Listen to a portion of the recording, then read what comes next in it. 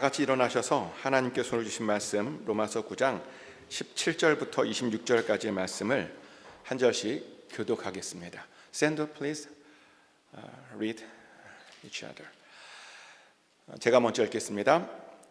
성경이 바로에게 이르시되 내가 이 일을 위하여 너를 세웠노니 곧 너로 말미암아 내 능력을 보이고 내 이름이 온 땅에 전파되게 하려 함이라 하셨으니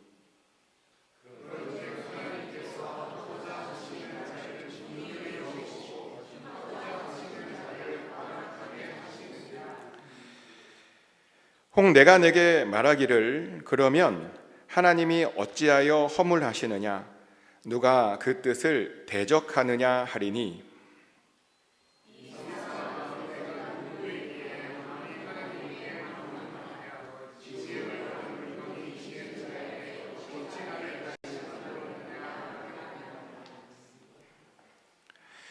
토기장이가 진흙 한 덩어리로 하나는 귀히 쓸 그릇을 하나는 천이 쓸 그릇을 만들 권한이 없느냐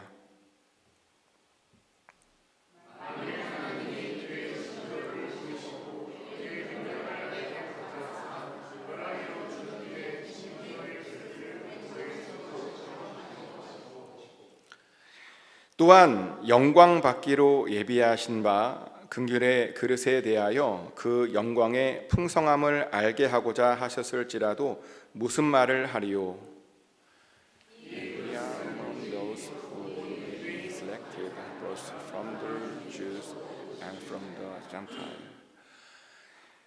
호세아의 글에도 이르기를 내가 내 백성 아닌 자를 내 백성이라 사랑하지 아니한 자를 사랑한 자라 부르리라.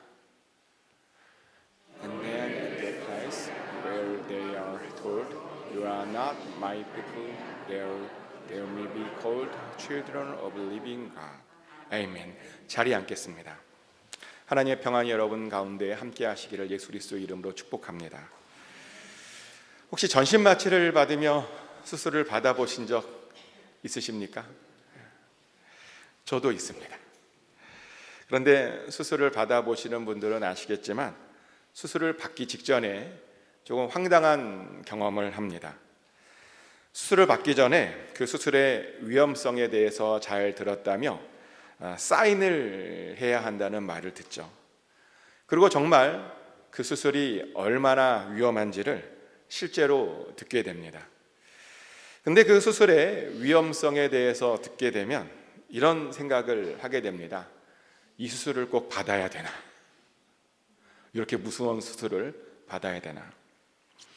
예를 들어 수술이 잘 될 확률이 50%밖에 되지 않는다라는 말을 듣습니다. 수술 중에 심지어 죽는 사람들도 있답니다. 그래도 수술을 하겠냐입니다. 하고 싶으면 사인을 하랍니다. 이런 이야기를 들으면 아무리 우리가 구원의 확신이 있더라도요, 수술하다가 갑자기 죽는 것은 아닌가라고 하는 그런 생각에 순간 멈칫하게 됩니다. 그러며 수술을 받지 말까라는 그런 생각도 듭니다. 도대체 왜 병원들은 수술을 받으려고 하는 사람들에게 그렇게 어마무시하고 무서운 말을 꼭 그렇게 하는 것일까요? 평안하게 수술을 받으면 좋겠는데 왜 그렇게 수술을 받으려고 하는 사람을 긴장시키는 것일까요? 의료사고가 나면 책임지지 않으려고요? 물론 그럴 수도 있는데요. 근데 이야기를 들어보니까 다른 이유도 있다라고 말합니다. 언젠가 의사들의 인터뷰를 본 적이 있었는데요. 거기에서 왜 그렇게 그런 무서운 말을 해주어야 하는지 그 이유를 들었습니다. 의사들이 말하기를 의사들은 항상 최악의 상황을 말해 주어야 한답니다. 괜히 희망적인 이야기를 해서요, 기대하게 만들면 안 된답니다. 왜냐하면 그러다가 혹시라도 결과가 좋지 않으면 더 큰 혼란과 더 큰 좌절에 빠질 수 있기 때문이랍니다. 그래서 의사들은요, 항상 최악의 상황만 말해 주어야 한답니다. 그리고 더욱 그래야 하는 이유는 그래야 좋은 결과가 남았을 때 사람들이 더 감사하게 될 수 있답니다. 그 이야기를 듣고 수술을 받을 때마다 최악의 이야기를 해주어야 하는 그 의사들의 마음을 조금 이해하게 되었습니다. 근데 이런 비슷한 이야기를요, 어떤 되게 유명한 사람도 하더라고요. 그 사람은 어떤 중요한 결정을 할 때마다 항상 최악의 상황을 생각하며 결정을 한답니다. 그리고 그 가장 최악의 상황을 자기가 과연 버틸 수 있을까를 생각한답니다. 만약 그 최악의 상황을 자기가 잘 버틸 수 있을 것 같으면 그러면 한답니다. 하지만 그 최악의 상황을 자기가 도저히 버틸 수 없을 것 같으면 그 다음 어떠한 도전도 하지 않는답니다. 그것이 바로 자기가 지금까지 살면서 살아온 인생의 법칙이었답니다. 그리고 그 법칙을 지금까지 잘 지켰더니 그렇게 자기가 성공할 수 있었다라는 그런 이야기를 들었습니다. 그 이야기를 듣고 저도 무엇인가를 선택할 때마다요, 먼저 항상 가장 최악의 상황을 먼저 생각해 보곤 합니다.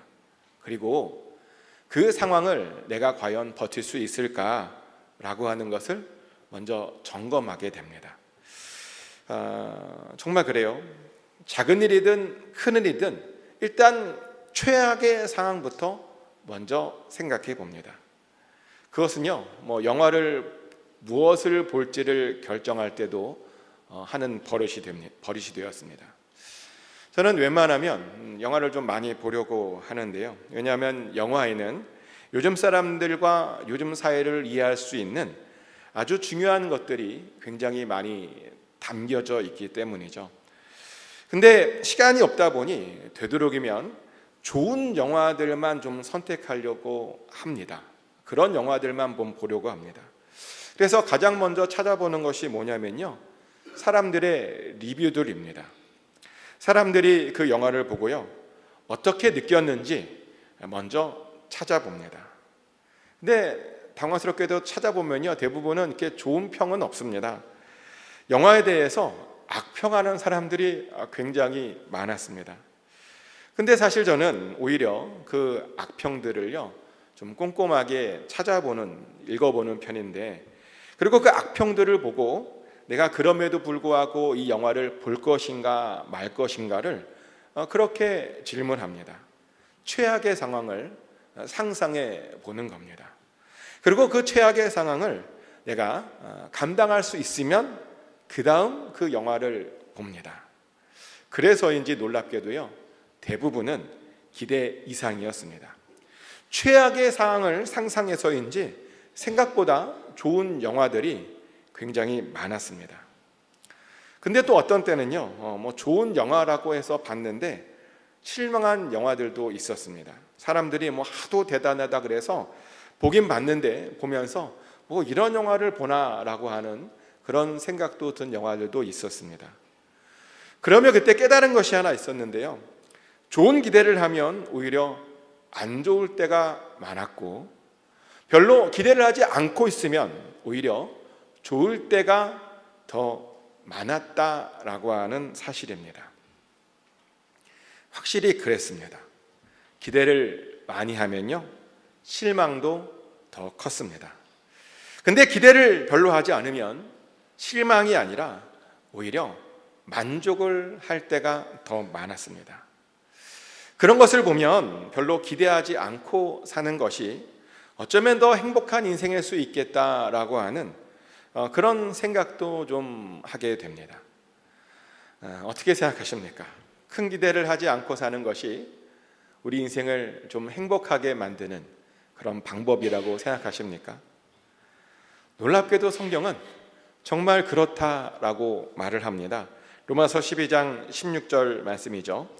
서로 마음을 같이 하며 높은 데 마음을 두지 말고 도리어 낮은 데 처하며 스스로 지혜 있는 채 하지 말라. 아멘. 마음을요, 높은 데 두지 말랍니다. 마음을 낮은 데 두어야 한답니다. 즉 뭔가 큰 기대를 가지고 살지 말라라고 하는 겁니다. 왜요? 그래야 우리 인생이 평안해질 수 있기 때문이죠. 그래야 우리가 감사하게 살 수 있고, 그래야 만족하며 우리가 살 수 있다는 겁니다. 그런데 어떤 분들은 이 말을 비판하시는 분들도 있습니다. 자기는 우리가 얼마를 기대하냐에 따라서 상황이 바뀌는 것이 잘 이해되지 않는답니다. 진짜로 좋으면 큰 기대를 해도 만족할 수 있는 것 아니냐입니다. 그리고 기대를 하지 않아서 나쁜 것을 보고도 좋다라고 말하는 것은 그것은 아니지 않느냐는 것이죠. 물론 그렇긴 합니다. 진짜로 좋으면요, 아무리 우리가 크게 기대해도요, 정말 항상 만족하며 우리가 살 수 있습니다. 근데 우리의 기대대로 진짜로 우리를 만족해 줄 수 있는 것이 정말 이 세상에 존재할까요? 죄송하지만 없습니다. 하나님 외에는 우리에게 진정한 만족을 줄 수 있는 분이, 줄 수 있는 것이 절대로 없습니다. 그래서 우리는 사실은 항상 그것 때문에 불만족하며 살 수밖에 없습니다. 사실 그래서입니다. 너무 과도하게 기대해서 그것 때문에 실망하지 말라고 하는 것이 바로 그 이유 때문입니다. 또 그렇다고 아무런 것도 기대하지 말며 살라고 하는 또 그런 뜻은 아닙니다.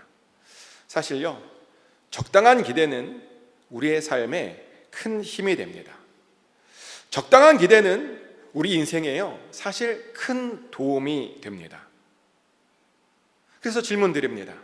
여러분들은 요즘 무엇을 기대하며 살고 계십니까? 사실 어떤 것을 기대하며 사셔도 됩니다. 하지만 너무 대단한 것을 기대하며 살지 않으셨으면 좋겠습니다. 하지만 이런 말을 해도 대부분의 사람들은 어떤 대단한 것을 기대하며 사시더라고요. 그래서 물어보았습니다. 왜 그렇게 대단한 것 기대하시며 사시느냐라고 제가 물어보았습니다. 그랬더니 이런 말씀을 하시더라고요. 자기 정도면 이 정도는 기대해도 된대요. 자기는 그 정도는 받을 자격이 있을 정도로 열심히 살았다라고 말씀하시더라고요. 근데 이런 생각을 가지고 계시는 분들이 많았습니다. 자존감이 높은 것까지는 좋은데 자신을 대단하다고 생각하시는 분들이 정말 많았습니다. 그래서 정말 높은 것을 기대하는 그런 분들이 많으셨습니다.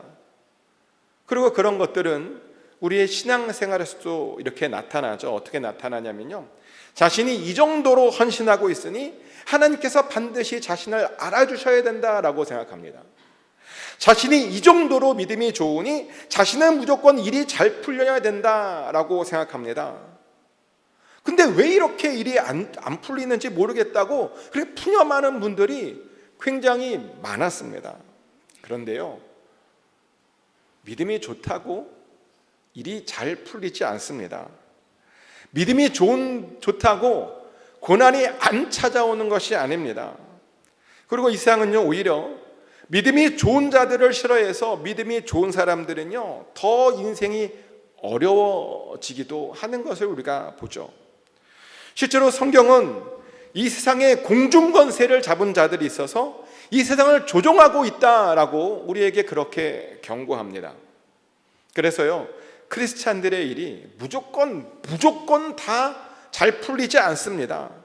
믿음이 좋다고 그것 때문에 무조건 다 인생이 잘 풀리는 것이 아닙니다. 사실 그렇게 따지면 믿음이 가장 좋았던 욥은요, 그런 고난을 당해서는 안 되죠. 욥은 당대의 의인이었습니다. 하나님으로부터 그 믿음을 인정받던 사람이었습니다. 근데 그가 어떻게 살았죠?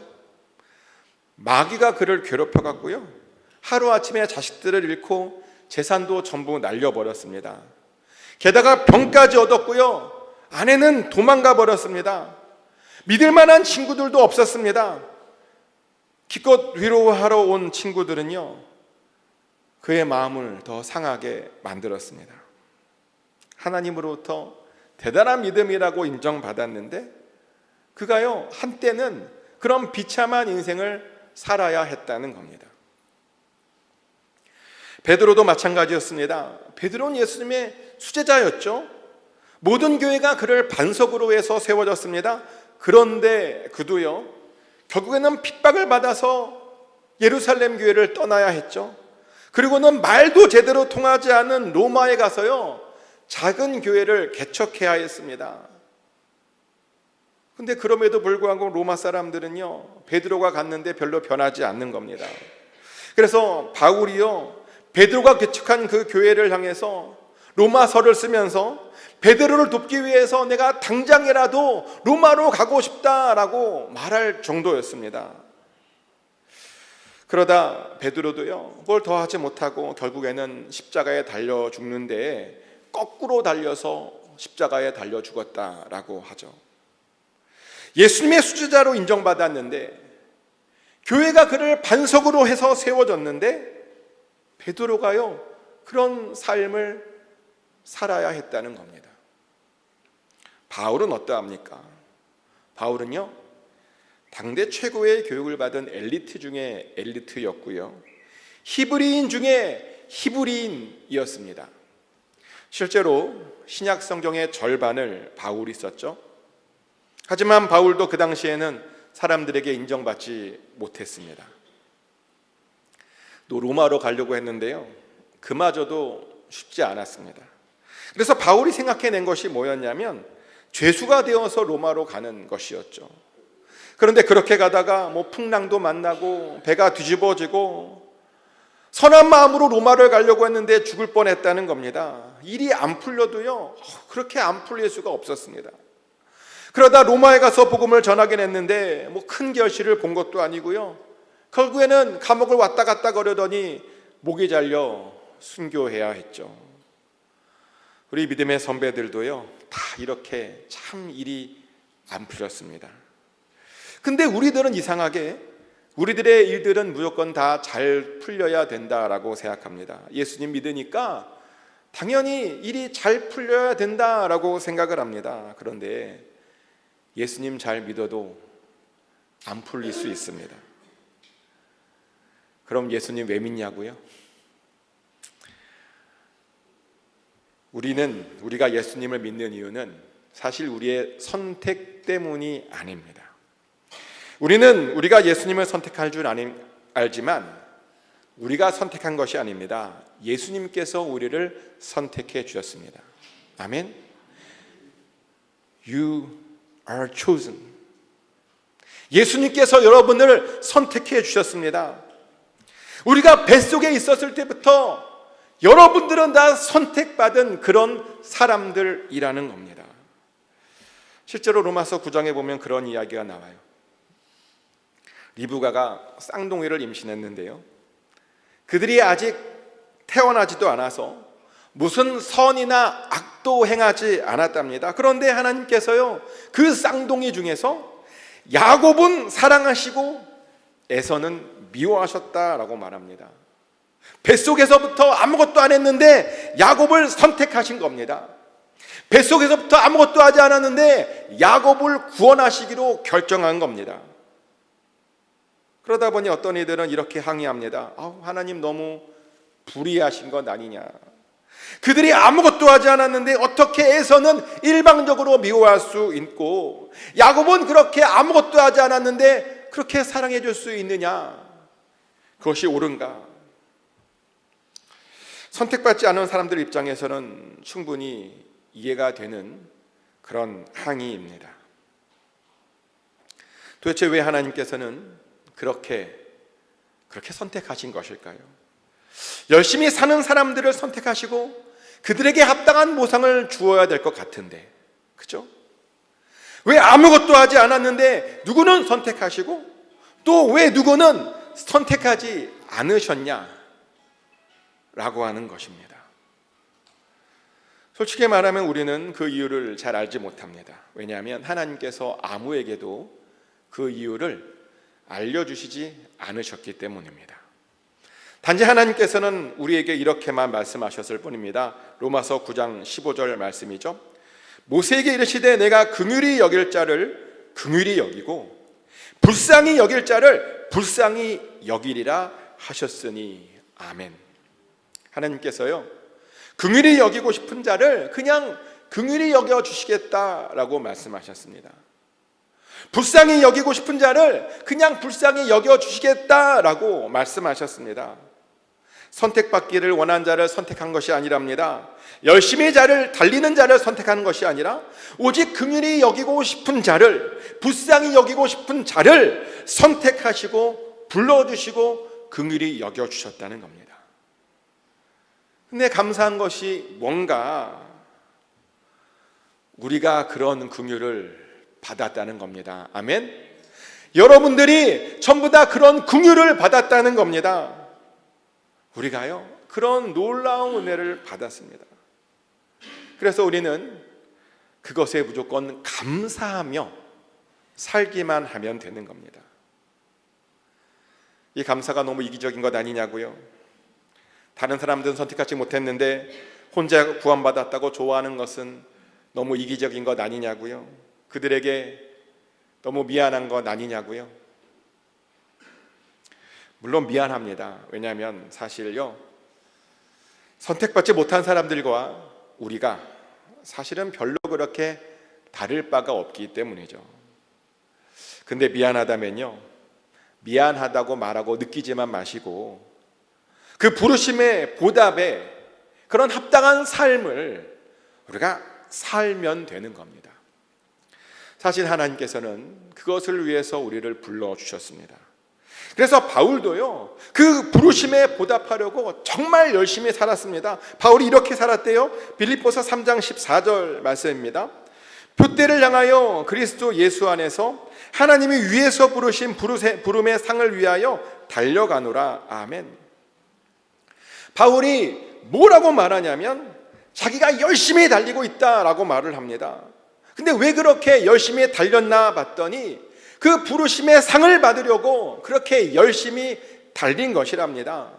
그 부르심에 너무나 감사해서 그렇게 열심히 달린 것이랍니다. 우리도 그래야 합니다. 은혜를 입은 우리도요, 바울처럼 그렇게 열심히 달려야 합니다. 그 부르심의 소망을 완수하기 위해서, 그 부르심에 응답하기 위해서 정말 게으르지 말고 정말 최선을 다해서 하나님 앞에 나중에 부끄럽지 않게 그렇게 그 부르심에 합당한 그 삶을 우리가 마침내 살아야 된다는 겁니다. 그리고 더욱 그래야 되는 것은 우리가 잊지 말아야 될 것이 하나 있거든요. 뭘 잊지 말아야 되냐면요, 하나님께서 어떤 사람들을요 일부러 완악하게 만드실 수 있으셨다라고 하는 그 사실을 우리가 절대로 잊지 말아야 됩니다. 실제로 그래요. 하나님께서는 어떤 사람들을요 정말 일부러 완악하게 만드실 수 있으셨습니다. 누가 그런 일을 당했냐고요? 애굽의 바로가 그런 일을 당했죠. 출애굽기 4장 21절 말씀이죠. 여호와께서 모세에게 이르시되 내가 애굽으로 돌아가거든 내가 내 손에 준 이적을 바로 앞에서 다 행하라. 그러나 내가 그의 마음을 완악하게 한즉 그가 백성을 보내주지 아니하리니. 하나님께서 모세를 부르셔서 앞으로 일어난 일을 설명하시는데, 근데 그때 그 바로에 대해서 뭐라고 말을 하냐면 그 일을 위해서 그 바로의 마음을 완악하게 만드셨다라고 말을 합니다. 근데 그렇게 완악하게 만들어서요 하나님의 이름을 높이시겠다라고 말씀하십니다. 바로는요 이런 일을 당했습니다. 인간적인 눈으로 보면 사실 굉장히 억울한 그런 장면입니다. 하지만 오늘 본문에서 말하길 그럼에도 불구하고 아무도 하나님께 따질 수 없다라고 말을 합니다.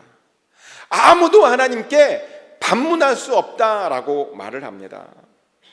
어찌 지은 물건들이 지은 자에게 나를 이같이 만들었느냐라고 그렇게 따질 수 있느냐입니다.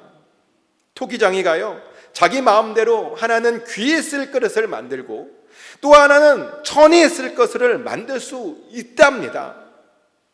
그러며 이런 말을 덧붙이죠. 사실 이방인인 우리들도 원래는 진노의 그릇이었다라고 그렇게 성경은 우리에게 말합니다. 우리가요, 원래는 진노의 그릇이었대요. 그런데 지금 오래 참으심으로 관용을 베풀어 주시는 중이라고 성경은 말하죠. 네, 맞습니다. 우리도 원래는 진노의 그릇이었습니다. 우리가 정말 그렇게 진노의 그릇이었냐고요? 우리는 기본적으로 이방인입니다. 육신적으로는 아브라함과 사실은 아무런 관계가 없는 사람들입니다. 성경도 원래 우리의 것이 아니었습니다. 우리는 원래 그런 이방인이었습니다. 그런데 하나님의 은혜로 우리가 간신히 접붙임 당하고 있는 겁니다. 원래는 돌 감람나무였는데 참 감람나무에게 접붙임 당해서 참 감람나무인 척하며 우리가 살고 있을 뿐이었습니다. 사실 그래서 우리들은요, 하나님께서 우리들을 구원해 주시는 것만으로도 사실은 아주 감사하며 살아야 하는 겁니다. 구원만 받아도, 구원만 기대해도 사실은 충분하다는 겁니다. 하지만 많은 이들이 자꾸 자신이 진노의 그릇이었다라고 하는 사실을 잊어버립니다. 자신은 뭔가 하나님께 더 받아야 된다라고 생각을 합니다. 그러면 왜 하나님께서 복을 주시지 않느냐입니다. 왜 재물도 더 안 주고 왜 성공 안 시켜주느냐라고 말을 합니다. 근데 아까도 말씀드렸지만 지나치게 큰 기대를 하면 실망도 큰 법입니다. 우리는 기대를 하되 정확한 것만 기대하며 살아야 됩니다. 그리고 사실 우리는 구원만 받아도요, 이미 엄청난 복을 이미 받은 것입니다. 사실 우리가 구원 외에 무엇이 더 필요하겠습니까? 돈이 아무리 많아도요, 구원받지 못하면 정말 아무 소용이 없습니다. 아무리 건강이 좋아도 구원받지 못하면요, 아무 소용이 없습니다. 아무리 자녀들이 잘 되어도요, 여러분 구원받지 못하고 자녀들이 구원받지 못하면 아무 소용이 없습니다. 아무리 높은 지위에 올라가고 또 아무리 대단한 명예를 얻어도 여러분 구원받지 못하면 정말 아무 소용이 없는 겁니다. 이렇게 우리에게 가장 중요한 것이 뭐냐? 구원입니다. 그런데 왜 우리는 이렇게 구원에 대해서 만족하지 못하며 살고 있는 것일까요? 왜 자꾸 다른 것을 기대하며 살고 있느냐는 겁니다. 근데 이렇게 말했더니 또 어떤 분들은 이런 말씀 하시더라고요. 우리 하나님께서 우리를 사랑하시는데 구원만 주시겠냐고, 이 땅에 다른 것도 다른 복도 주시지 않겠냐고, 그리고 다른 복 믿으면 하나님 주신다라고. 아브라함 보라고, 아브라함이 구원만 받았냐고. 아브라함은 그 약속을 잘 믿었더니 약속대로 아들도 받고 또 구원도 받지 않았냐고. 그래서 우리들도 약속 믿고 다른 것도 받아야 된다라고 말씀하시는데, 근데 많은 분들이 이 부분에서 굉장히 중요한 오해를 하나 하고 계신 게 있는데요. 뭐냐면 아브라함은 약속을 믿지 않았습니다. 약속이 아니요, 하나님 그 자체를 믿었습니다. 창세기 15장 6절 말씀이죠. 아브라함이 여호와를 믿으니, 뭐라고요? 아브라함이 여호와를 믿으니 여호와께서 이를 그의 의로 여기시고. 아멘. 아브라함이 무엇을 믿었느냐? 아브라함은 여호와 하나님만을 믿었다라고 말을 합니다. 그 약속을 이루실 여호와 하나님만을 믿었다라고 말을 합니다. 그랬더니요, 그것을 보시고 아브라함을 그냥 의롭게 여겨주셨을 뿐이었습니다. 그래서 우리도요, 우리가 받을 것을 기대하는 것이 아니라 우리는요, 하나님만 기대하고 하나님만 바라야 하는 것입니다. 그리고 무엇보다도 하나님은 무조건 오르시다라고 하는 그런 믿음을 가지셔야 됩니다. 그것을 주시던 주시지 않던 하나님은 무조건 오르시다라고 하는 믿음을 가지셔야 됩니다. 그리고 실제로 우리의 일이 풀리던 잘 풀리던 안 풀리던 하나님은 정말 무조건 오르십니다. 우리의 모든 상황은 우리는 잘 모르지만 우리에게는요 언제나 가장 좋은 것입니다. 아멘. 우리는 이렇게 하나님에 대해서 긍정적이어야 합니다. 그리고 엉뚱한 거 기대하는 것이 아니라 정말 하나님만 기대하며 살아야 됩니다. 하지만 많은 이들이 이렇게 말해도 자꾸만 하나님을 기대하지 않습니다. 하나님만 기대하지 않습니다. 엉뚱한 다른 것, 하나님 말고 또 다른 것을 기대합니다.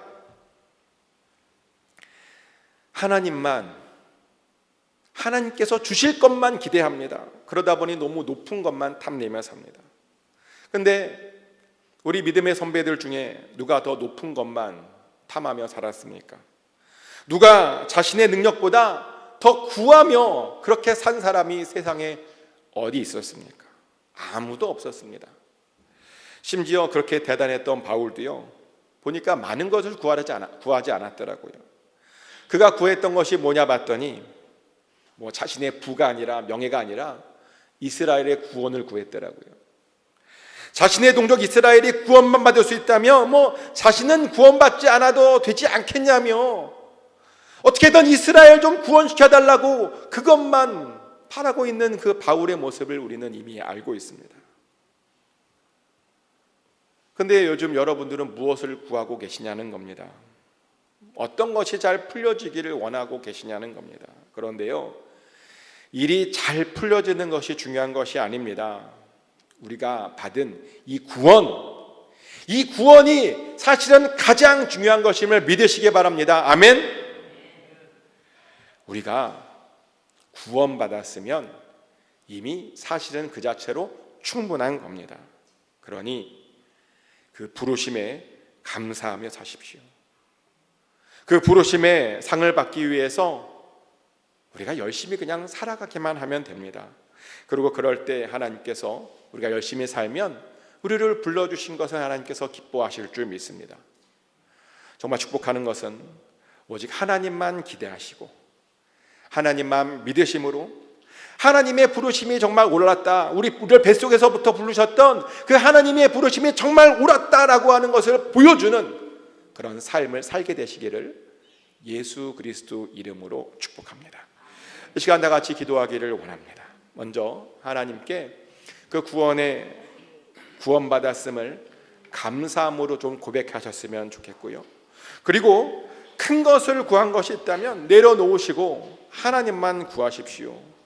하나님께서 우리에게 주시는 모든 것들을 감사함으로 받게 해달라고 그렇게 기도하십시오. 이 시간 다 같이 우리가 한 목소리로 기도하겠습니다. 하나님 아버지, 우리가 헛된 것을 혹시 구하고 있지는 않습니까? 우리가 돌아봅니다. 우리가 생각할 그 이상을 품고 그것을 바라며 그것 때문에 실망하지 않아야 되는데 혹시 하나님께 실망하지 않고 하나님을 원망하고 있지는 않습니까?